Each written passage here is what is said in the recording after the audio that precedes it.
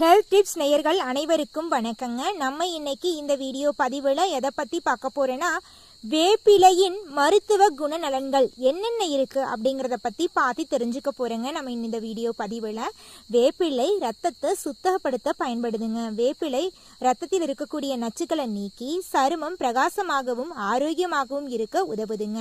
நோய் எதிர்ப்பு சக்தியை அதிகரிக்குதுங்க. வேப்பிலை இயற்கையான நோய் எதிர்ப்பு ஊக்கியாக செயல்பட்டு சளி காய்ச்சல் போன்றவற்றை தடுக்குதுங்க. சர்க்கரை நோய்க்கு உதவுதுங்க. வேப்பிலை சாறை காலையில் வெறும் வயிற்றில் குடிப்பது இரத்த சர்க்கரை அளவை கட்டுப்படுத்த உதவுதுங்க. வேப்பிலை கிருமிநாசினியாக செயல்பட்டு தோல் நோய்களை குணப்படுத்த உதவுதுங்க. வேப்பிலை எண்ணெய் தடவுவது வலி மற்றும் வீக்கத்தை குறைக்குதுங்க. வேப்பிலையால் பற்களை துப்புவதால் வாய்க்கிருமிகள் அழிந்து துர்நாற்றம் குறையுங்க.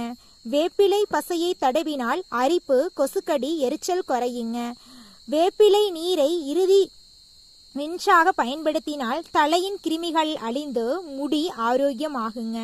வேப்பிலையை அரைத்து முகத்தில் பசையாக முகத்திற்கு தடவினால் தோல் சுத்தமாகவும் மென்மையாகவும் மாறுங்க. வேப்பிலை தண்ணீரில் வேக வைத்து குடிக்கலாங்க. வேப்பிலை சாறு சிறிதளவு தேனுடன் கலக்கி எடுத்துக்கொள்ளலாங்க. வேப்பிலை எண்ணெயை வெளிப்புறமாக பயன்படுத்தலாங்க.